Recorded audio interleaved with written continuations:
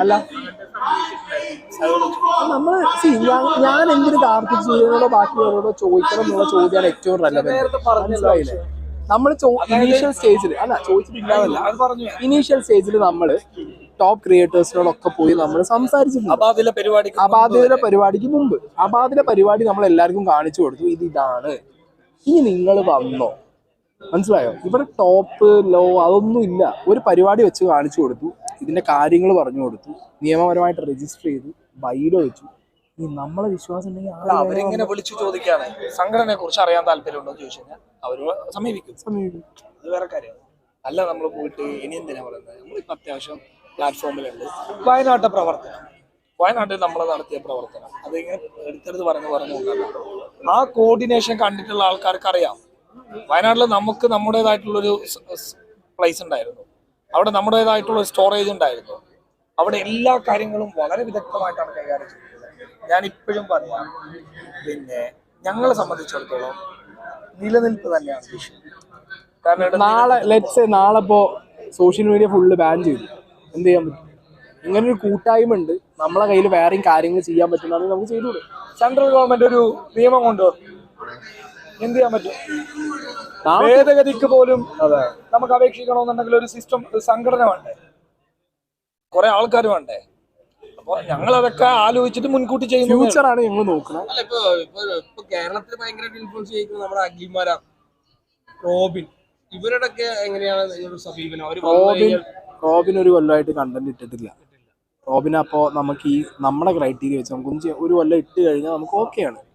Akhil Marar cinema പ്രൊഡ്യൂസറാണ്, recognised പ്രൊഡ്യൂസറാണ്. അയാൾ വേറെ അസോസിയേഷൻ കാര്യങ്ങളോ നമ്മൾ എന്ത് ചെയ്യും? പക്ഷെ അദ്ദേഹം നമ്മളെ സമീപിക്കാൻ അംഗത്വമാണോ കൊടുക്കാൻ? അല്ല, ഇതെന്താ അറിയാം, ഇവർ ചോദിച്ച ചോദ്യത്തില് ഒരു സീനുണ്ട്, anyone can be a content creator influencer.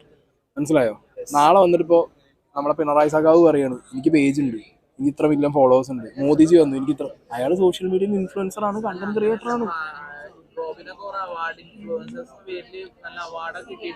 എന്റെ മോനെ ഒരു കാര്യം ചോദിക്കട്ടെ എന്നോട്, ഒരു അവാർഡ് കിട്ടുന്നതാണ് ഒരു ഇൻഫ്ലുവൻസറിന്റെ ക്രൈറ്റീരിയ, അതോ സോഷ്യൽ മീഡിയയിൽ ആക്റ്റീവായിട്ട് വീഡിയോസും കണ്ടന്റും ഇടുന്നതാണോ?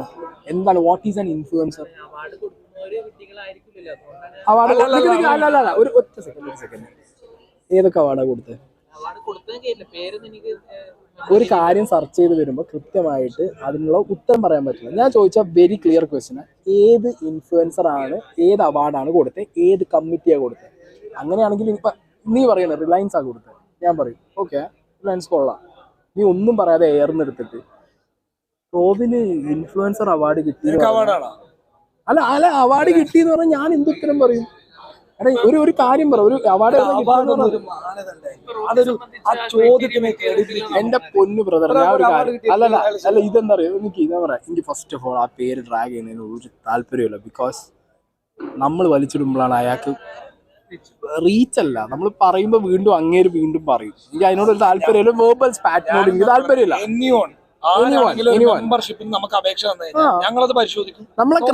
നമ്മളെ ക്രൈറ്റീരിയ എത്രയേ ഉള്ളൂ, ഒരു വർഷം ആക്റ്റീവ് ആയിരിക്കുന്ന ഒരാളാണെങ്കിൽ നമുക്ക് മോണിറ്റർ ചെയ്യാൻ സുഖമാണ്, അയാൾ ആക്ടിവിറ്റീസ് എന്തൊക്കെയാണെന്നുള്ളത്. മനസ്സിലായോ? അത് ആര് വന്നാലും, റോബിൻ വന്നാലും ഹഗ് ചെയ്ത് കെട്ടിപ്പിടിച്ച് ഉള്ളിൽ കയറ്റി വിടും, ആരാര് വന്നാലും കയറ്റി വിടും, ആര് വന്നാലും നമ്മൾ അങ്ങനെ എടുക്കും. ഈ ചോദ്യങ്ങൾക്ക് പ്രസക്തി ഇല്ല. അതല്ലാതെ അതെന്താ പ്രശ്നം അറിയോ, ഇരിക്കുന്ന സീക്രട്ട് ഏജന്റും ചോദിക്കുന്ന റോബിന്റെയും അഖിൽമാരുടെ നമ്മൾ റീച്ചാണ്. മോൻ നിങ്ങൾക്ക് ഇവിടുത്തെ ഗെയിം മനസ്സിലാവണല്ലേ? ഇത് ഞാനൊന്നും റിയാക്ട് ചെയ്യുന്നു. ഇതെന്താ കളി അറിയോ? ഇന്ന് രാത്രി മറ്റേ അഖിലിന് മെസ്സേജ് അയക്കും, ഞാൻ ഒരു സാധനം ഞാൻ അയച്ചിരുന്നു, റോബിന് ഞാൻ ഒരു മെസ്സേജ് അയക്കും. ഇതിന്റെ ഗെയിം അങ്ങനെയാണ്. അങ്ങനെ ഒരു ഡീലെല്ലാം ഉണ്ട്, ഡീലുകൾ പലതും. സെക്രട്ടറിയുടെ ഡീലുകൾ അല്ലല്ല അങ്ങനെയല്ല, അല്ല നമ്മൾ പറഞ്ഞു നമുക്ക് ആരോടും ഒരു പ്രശ്നമില്ല. നമുക്ക് ഇത്രയും പരസ്യമായിട്ട് സായി പറഞ്ഞിട്ടും നാളെ സായിന്റെ മുമ്പിൽ വന്നിട്ട് ഇതേപോലത്തെ ചോദ്യം ചോദിക്കുന്നുണ്ടെങ്കിൽ വിഡ്ഢികളാരാ? അല്ല അത് നിങ്ങളാണോ? വേറെ കാര്യമുണ്ട്. നിങ്ങള് ഇന്ന് വന്ന ആൾക്കാരില്ലേ, ഇതിൽ പലരും പരസ്പരം പ്രശ്നമുള്ള ആൾക്കാരുണ്ട്.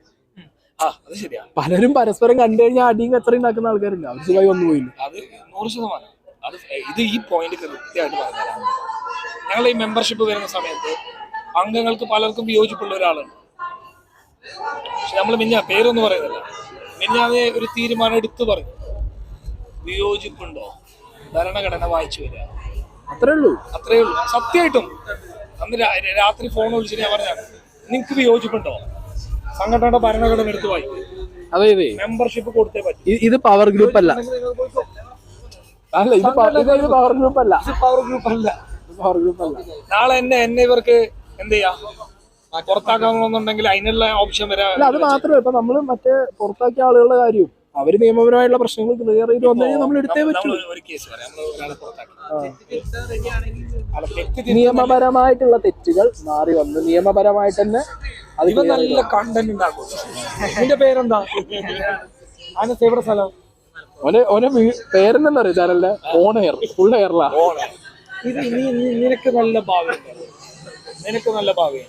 ഞാൻ ഇപ്പോഴും പറയുന്നത് എന്താ പറയാ, ഇത് നിങ്ങൾ എടുക്കണമെന്നല്ല, നിങ്ങളൊരു യൂണിയൻ ഉണ്ടാക്കും. അല്ല, ഇവരെ നമ്മളെ ഭാഗമാക്കി കൂടെ? ഞാൻ അന്ന് പറഞ്ഞ ഇവരെ കാര്യങ്ങളോട് ചർച്ച ചെയ്തു. അല്ല നിങ്ങള് നമ്മളെ ഭാഗമായിക്കോ? ഞാൻ തമാശല്ലേ, ഞാൻ കാര്യം പറഞ്ഞു. നോക്കാം, നമുക്ക് ഒരു അമെന്റ്മെന്റ് കൊണ്ടുവരാൻ പറ്റുന്ന നോക്കാം.